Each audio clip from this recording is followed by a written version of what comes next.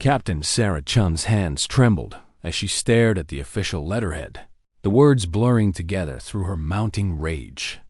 Denied Apache AH-64 certification request. The paper felt like sandpaper between her fingers as she read the same devastating sentence for the third time.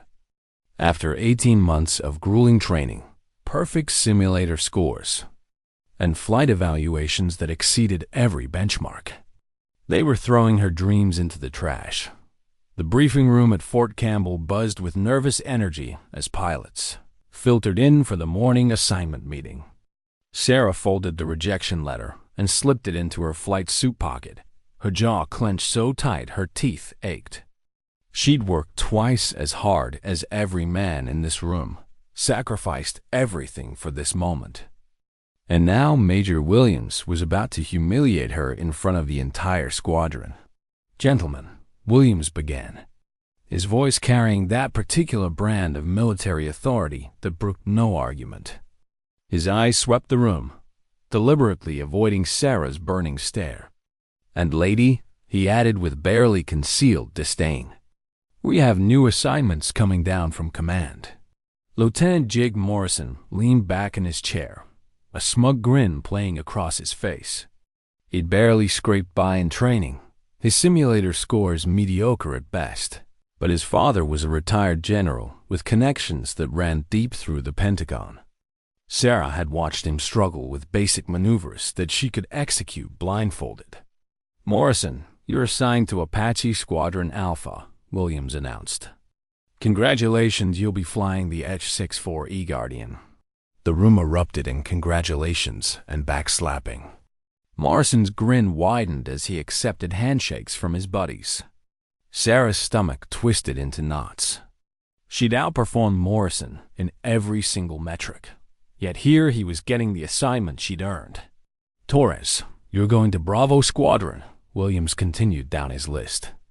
Lieutenant Maria Torres shot Sarah a sympathetic look. They'd been study partners through flight school, and Torres knew exactly how hard Sarah had worked for this moment. One by one, Williams called out assignments. Apache slots went to pilots with half Sarah's scores, men who'd never shown the dedication or skill she demonstrated daily. Her name remained conspicuously absent from the list. Finally, Williams cleared his throat and looked directly at her. "Captain Chun, you've been reassigned to the 159th Medical Evacuation Unit. You'll be flying UH-60 Black Hawks for medical transport and casualty evacuation." The words hit Sarah like a physical blow. Medical transport. The assignment they gave to pilots who couldn't handle real combat missions. The safe, sanitized version of military aviation where she'd ferry wounded soldiers instead of engaging the enemy. "This is bullshit." Lieutenant Torres exploded, jumping to her feet. Her chair scraped against the concrete floor with a harsh screech. Captain Chun scored higher than every pilot in this room. Her gunnery scores are off the charts. Williams slammed his hand on the metal table, the sound echoing through the briefing room like a gunshot. "That's enough, Lieutenant. Captain Chun's scores are irrelevant. Apache helicopters require unit cohesion and trust that can only be built between warriors who understand each other completely." The subtext was crystal clear. Women didn't belong in attack helicopters. They were a distraction, a liability, a threat to the brotherhood that kept combat units alive. "Sir, with respect," Sarah found her voice, though it came out rougher than she intended. "My performance evaluations speak for themselves. I've demonstrated. You've demonstrated that you can fly a simulator and hit targets on a range." Williams cut her off. "Combat is different. When bullets are flying and your wingman's life depends on split-second decisions, there's no room for political correctness or social experiments." Sarah felt heat rising in her cheeks. Social experiment. As if her years of training, her sacrifice, her dedication were nothing more than some progressive agenda being forced on the military. Morrison chuckled from across the room. "Come on, Chen. Medical transport is important too. You'll save lives. I could save more lives in an Apache, Sarah shot back, her composure finally cracking. I could provide close air support, eliminate threats before they reach our ground troops. Instead, you want me to play ambulance driver. That's enough. Williams roared. Your assignment is final. Dismissed. The pilots began filing out, some avoiding eye contact with Sarah, others shooting her looks that ranged from pity to barely concealed satisfaction. Torres lingered, placing a supportive hand on Sarah's shoulder. This isn't over, Torres whispered. There has to be someone higher up the chain who listened to reason. Sarah nodded numbly, but inside she felt something dying. She believed that merit would triumph over prejudice, that her skills would speak louder than her gender. She'd been naive as she walked toward the exit. The briefing room doors burst open. A maintenance crew wheeled in a damaged Apache helicopter on a transport dolly, its olive drab hull riddled with bullet holes and scorch marks. The aircraft looked like it had been through hell. Twisted metal, shattered glass, and dark stains that could only be blood. Sarah stopped dead in her tracks. This was an H-64E Guardian, the most advanced attack helicopter in the world. Its stub wings bristled with empty weapon pylons where Hellfire missiles and rocket pods should have been mounted. The cockpit canopy was spider-webbed with cracks, and she could see where shrapnel had torn through the armored skin. Jesus, one of the maintenance crew muttered. How did they even make it back? Pilot had balls of steel, another replied. Took heavy fire during a rescue mission in Syria. Saved 12 Marines who were pinned down by enemy armor. Sarah stared at the wounded machine, her heart pounding. This was what she'd trained for. This was the difference she could make. While she'd be flying medical evacuations in the relative safety of established corridors, other pilots would be out there in machines like this one, making life-or-death decisions that could save entire units. The Apache's nose art caught. Her eye, a fierce warrior's face painted in traditional Native American style, with the words, Night Hunter, stenciled below. Even damaged and bleeding hydraulic fluid onto the hangar floor, the helicopter radiated power and purpose. Ma'am. One of the maintenance crew noticed her staring. You okay? Sarah blinked, realizing she'd been standing there for several minutes. Yeah, I'm fine. That's a beautiful machine. She'll fly again, the crew chief said with pride. These birds are tough. Takes more than a few bullet holes to keep them down. As Sarah walked away, she touched the spot on her neck where her collar concealed something precious, a reminder of why she'd chosen this path, why she'd endured every insult and obstacle to get this far. The rejection letter crinkled in her pocket with each step, but her resolve was hardening like steel. They thought they could break her spirit with a single assignment. They thought she'd accept their judgment and fade quietly into the background. But they didn't know about the legacy flowing through her veins, the promise she'd made to a dying hero, or the fire that burned in her heart every time she saw an Apache helicopter. This wasn't over. Not by a long shot. The rhythmic thump of rotor blades cut through the morning air like a death knell, growing louder with each passing second. Across Fort Campbell, soldiers stopped what they were doing and looked skyward as a black UH-6 Black Hawk descended toward the landing pad with military precision.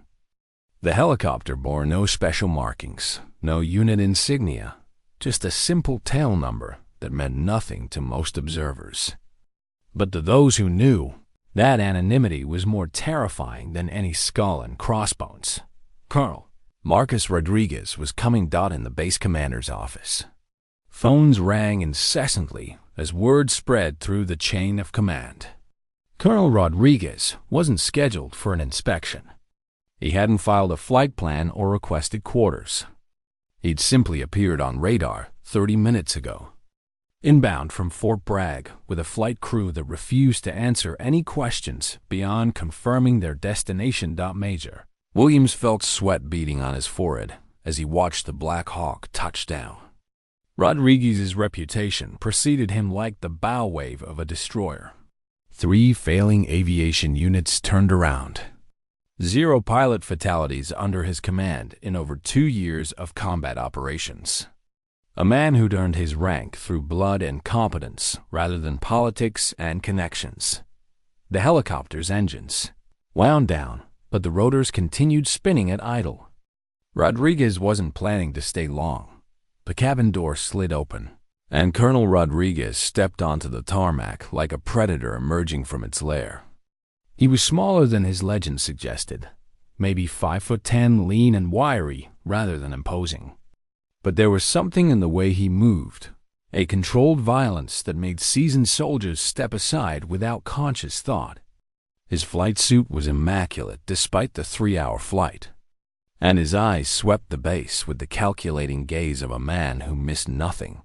Behind him emerged his aide, Captain Jennifer Walsh, a no-nonsense officer whose job was to document everything Rodriguez observed.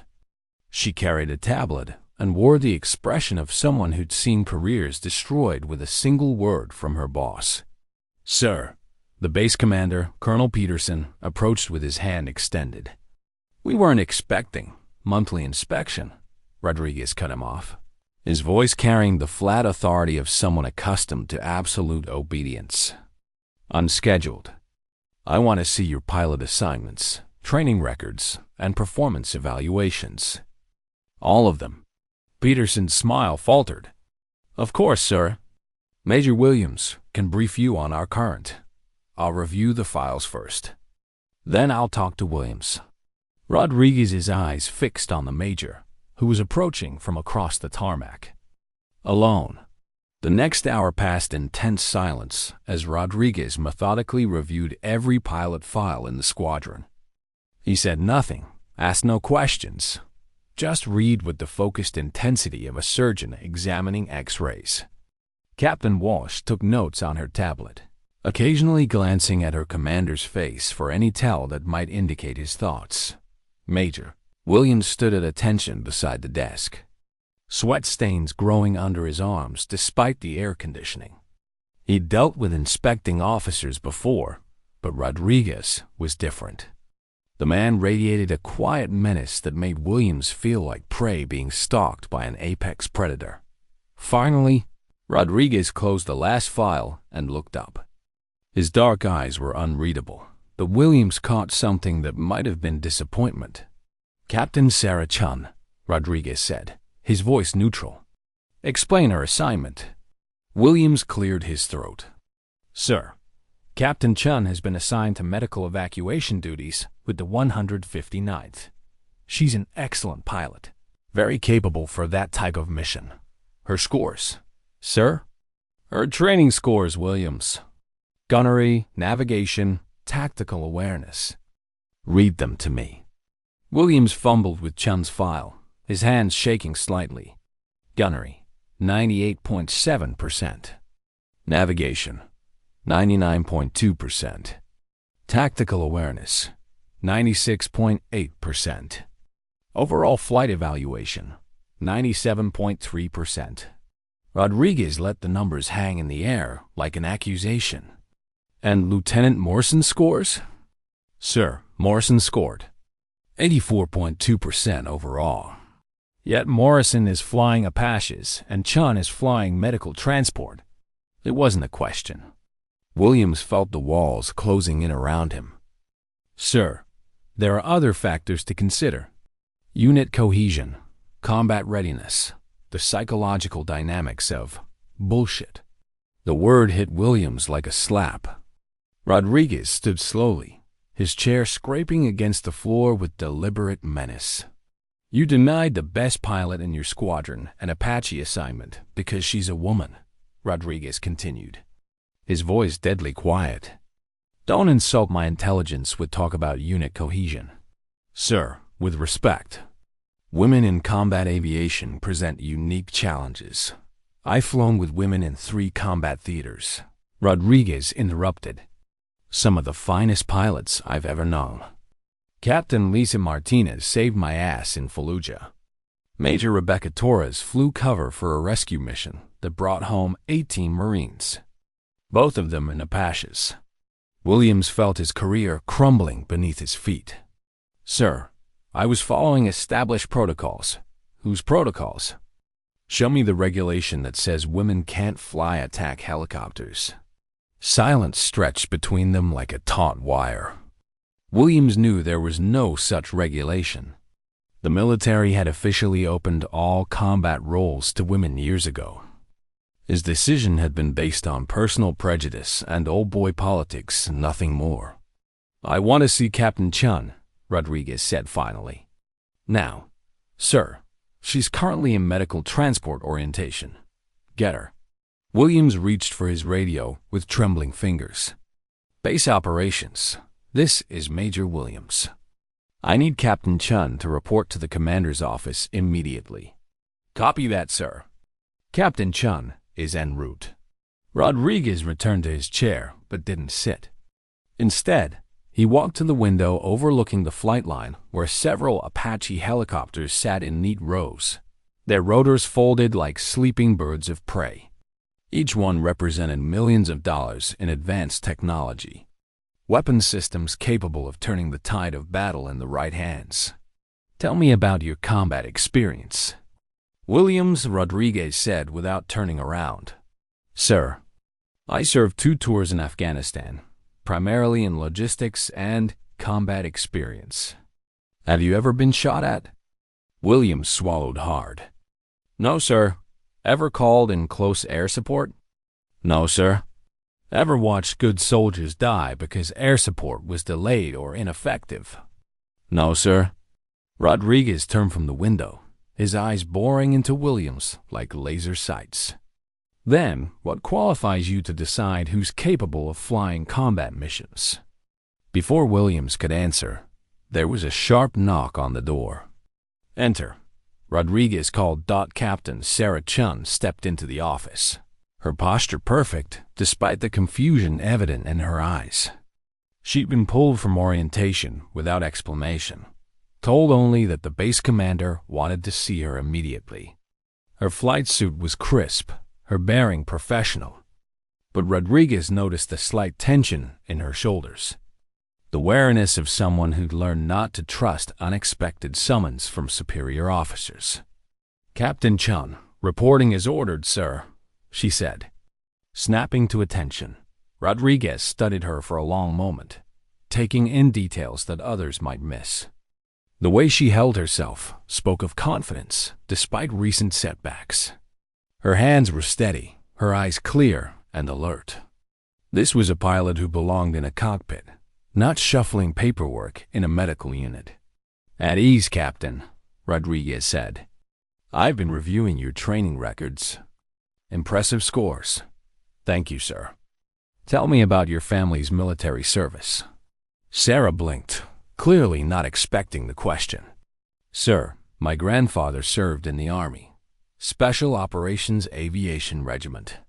Rodriguez felt something stir in his chest, a memory trying to surface. What was his name? Chief Warrant Officer James Chun, sir. He flew with the 160th SOAR. The room seemed to tilt slightly. Rodriguez's breath caught in his throat as pieces of a puzzle he didn't know existed suddenly clicked into place. The name hit Colonel Rodriguez like shrapnel to the chest. James Chun. The memories came flooding back in vivid, painful detail. The smell of cordite and burning fuel, the screaming of wounded Marines, and the impossible sound of rotor blades cutting through enemy fire when no sane pilot would dare to fly. James Chun, Rodriguez repeated, his voice barely above a whisper. His hands gripped the edge of the desk as the room seemed to shift around him. Night Stalker. Call sign Ghost Rider. Sarah's eyes widened in surprise. Yes, sir. You knew my grandfather? Rodriguez didn't answer immediately. Instead, he stared at Sarah with new intensity, searching her face for familiar features. The strong jawline, the determined set of her shoulders, The way she held herself with quiet confidence, even in the face of authority. It was all there. James Chun's granddaughter, standing in front of him after all these years. Major Williams shifted uncomfortably, sensing the sudden change in atmosphere, but not understanding its significance. The tension in the room had transformed from professional displeasure to something far more personal and dangerous. "Captain Chun," Rodriguez said slowly, "tell me about your grandfather's influence on your career choice."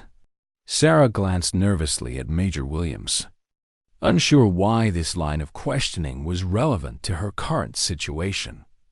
"Sir, my grandfather inspired me to become a pilot. He used to tell me stories about his missions, about the difference he made saving lives.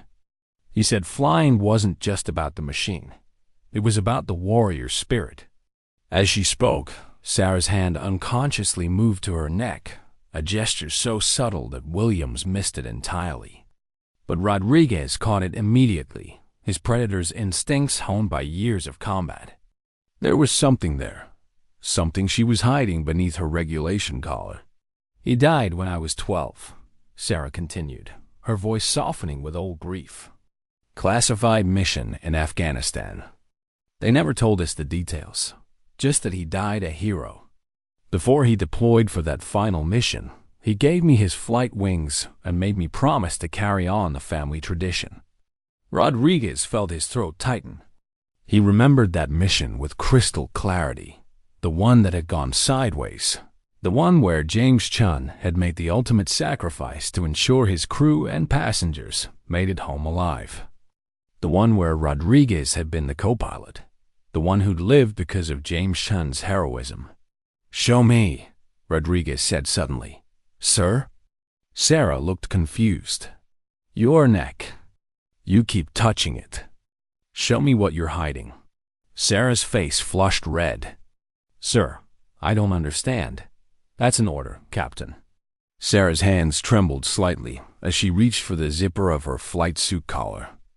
She'd kept the tattoo hidden for years, knowing that visible tattoos could impact her career, especially as a woman fighting for acceptance in a male-dominated field.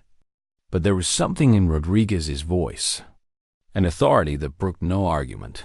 Slowly, she unzipped her collar and pulled it aside, revealing the intricate artwork that covered the left side of her neck.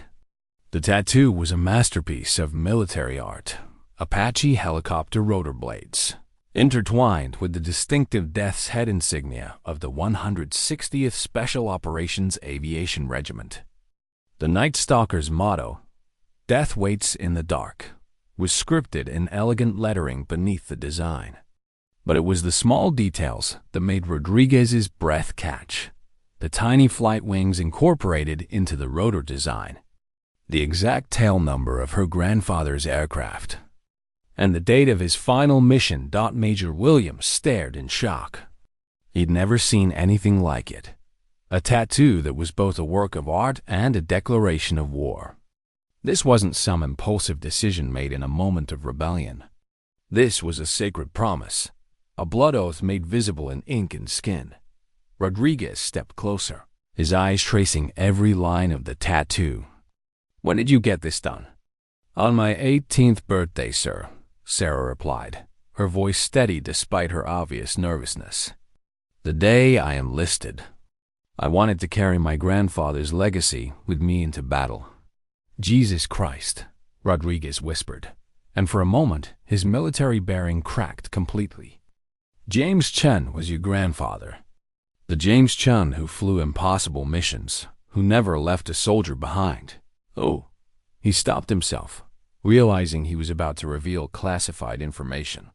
"Sir, did you serve with him?" Sarah asked, hope creeping into her voice. Rodriguez looked at Major Williams, who was standing there with his mouth agape, clearly out of his depth. "Williams, get out." "Sir, I think I should get out now." Williams practically ran from the office, leaving Rodriguez alone with Sarah. The colonel walked to the window, his back to her as he struggled to compose himself. Outside, the damaged Apache helicopter was being wheeled into a hangar for repairs. its wounded hull a stark reminder of the realities of combat aviation. "Your grandfather saved my life," Rodriguez said finally, his voice thick with emotion. Kandahar Province, October 15, 2018. We were flying extraction for a special forces team that had been compromised. Heavy enemy fire, multiple RPGs, the whole area was a kill zone. Sarah listened in stunned silence as Rodriguez continued. Our bird took a direct hit from an RPG. Lost hydraulics, engine fire, the works. We were going down hard in the middle of enemy territory. Your grandfather could have saved himself, could have auto-rotated to a safe landing zone 2 clicks away. Instead, he kept us in the air long enough to reach the extraction point.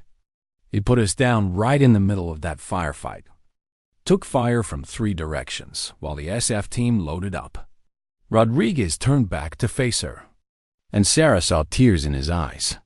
The engine finally gave out just as we lifted off. We crashed about 100 meters from the LZ.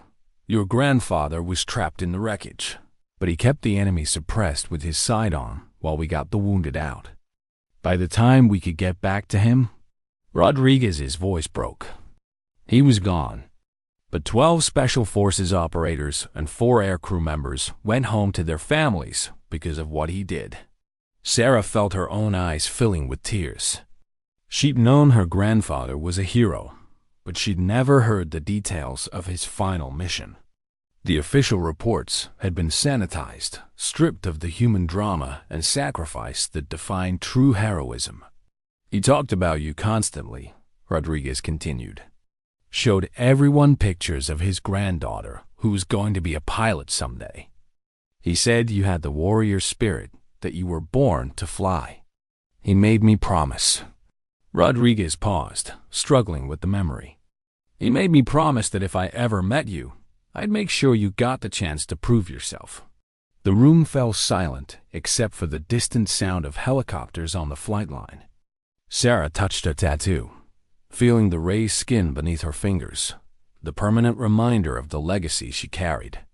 "Sir," she said quietly, "they won't let me fly Apaches.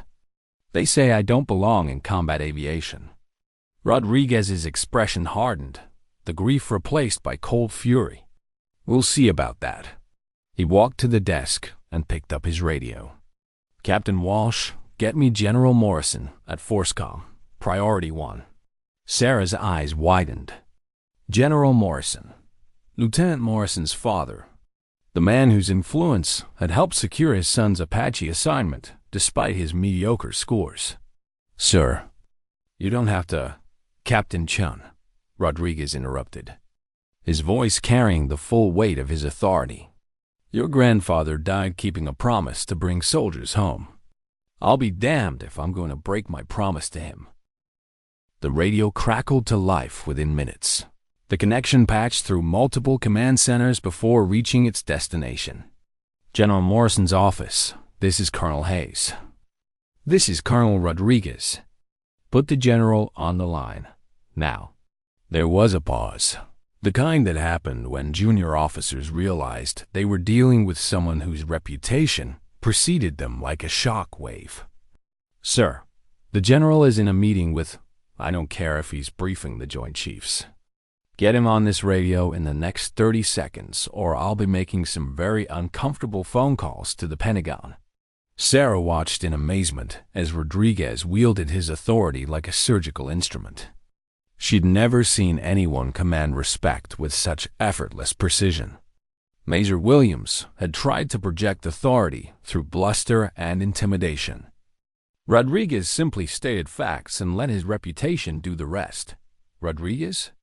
General Morrison's voice came through the speaker, tinged with curiosity and wariness. "What's so urgent that you're bypassing normal channels?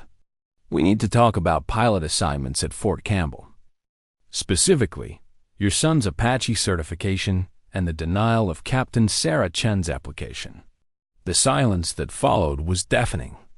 Sarah could practically hear the gears turning in General Morrison's head as he processed the implications.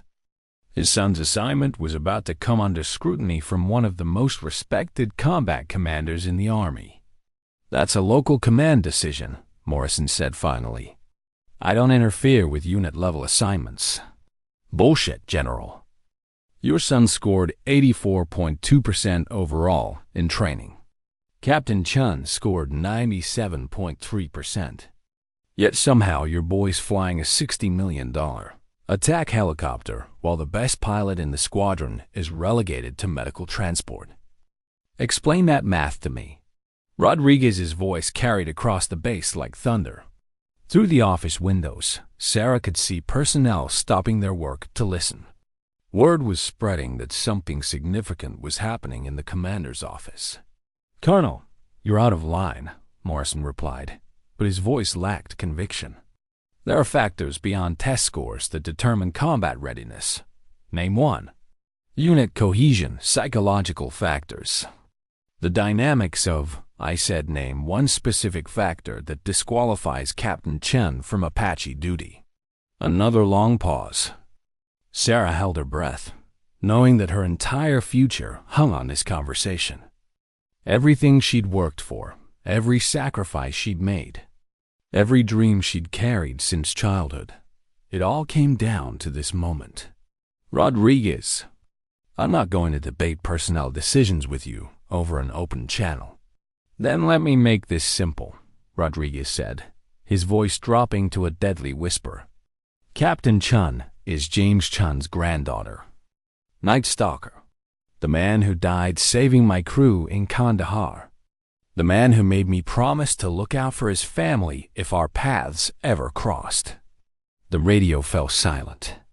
Sarah could see Rodriguez's hands trembling slightly as old memories and fresh anger warred within him. When he spoke again, his voice carried the weight of absolute conviction. "I'm invoking my authority as Senior Aviation Commander to review all pilot assignments at Fort Campbell. Effective immediately. Captain Chun is transferred to Apache Squadron, Alpha. Your son can explain to his new medical transport unit why his daddy's influence couldn't overcome basic competence."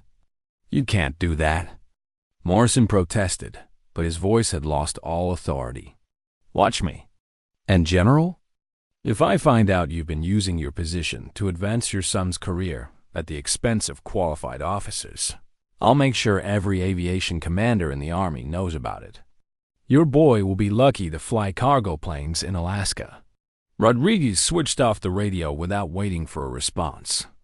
The office fell silent except for the distant hum of aircraft engines and the sound of Sarah's heart pounding in her chest.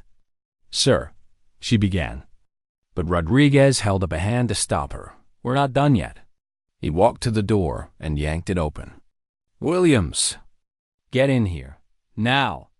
Major Williams appeared within seconds, his face pale and sweaty. Behind him, Sarah could see other officers and enlisted personnel gathered in the hallway, drawn by the commotion like moths to a flame. "Major Williams," Rodriguez announced loudly enough for everyone to hear, "you are hereby relieved of your duties as squadron commander. Captain Walsh will escort you to your quarters, where you will remain until a formal investigation into your command decisions is completed." Williams opened his mouth to protest, but Rodriguez cut him off with a look that could have melted steel. "Your prejudice and incompetence have compromised the combat readiness of this unit. You denied the best pilot in your squadron an appropriate assignment based on gender bias, while advancing mediocre pilots through personal connections. That ends now." Rodriguez turned to address the crowd that had gathered in the hallway. "Effective immediately. Captain Sarah Chun is assigned as lead pilot for Apache Squadron, Alpha. Anyone who has a problem with that decision can submit a transfer request. I'll be happy to approve it." The hallway erupted in whispers and shocked murmurs. Sarah saw Lieutenant Torres pushing through the crowd, a huge grin spreading across her face. Behind her, Lieutenant Morrison stood frozen, his face a mask of disbelief and humiliation. "Furthermore," Rodriguez continued, his voice carrying across the entire building, Captain Chun will be leading the next combat readiness exercise. I want to see what a 97.3% pilot can do with a real Apache instead of a simulator. Sarah felt tears streaming down her face, but she didn't care. After years of fighting for recognition, of proving herself over and over again, only to be dismissed because of her gender, someone had finally seen her for what she truly was, a warrior worthy of her grandfather's legacy. "Sir," she managed to say, her voice thick with emotion, "I won't let you down." Rodriguez smiled for the first time since arriving at Fort Campbell. "I know you won't. Your grandfather never did." As the crowd began to disperse, Rodriguez pulled Sarah aside. "There's something else you should know. That damaged Apache they brought in this morning? It's going to be your bird once it's repaired. The pilot who flew it home recommended you specifically for the assignment." Sarah's eyes widened. "Sir, how could he know?" "Because I called him after reviewing your file. Captain Mike Torres, Maria's older brother. He's been flying Apaches in Syria for the past 18 months. When I told him about a pilot named Chun, who's being denied certification despite exceptional scores, he put two and two together. Turns out your grandfather's reputation extends beyond just the Night Stalkers." Rodriguez handed her a set of keys. "Hangar 7, your Apache is waiting. I suggest you get acquainted with her before tomorrow's exercise." As Sarah walked across the tarmac toward Hangar 7, she could feel the eyes of the entire base on her. Some looks were supportive, others skeptical, but she didn't care. For the first time in months, she felt the fire of purpose burning in her chest. She touched the tattoo on her neck, feeling her grandfather's presence like a warm hand on her shoulder. "I made it, Grandpa," she whispered. "I'm finally going to fly." The hangar doors stood open before her, and inside waited the machine she dreamed of piloting since childhood. The Apache sat like a sleeping predator, its weapon systems gleaming under the fluorescent lights. Sarah Chun, granddaughter of heroes, walked toward her destiny with her head held high and her grandfather's promise finally fulfilled. The warrior had found her wings,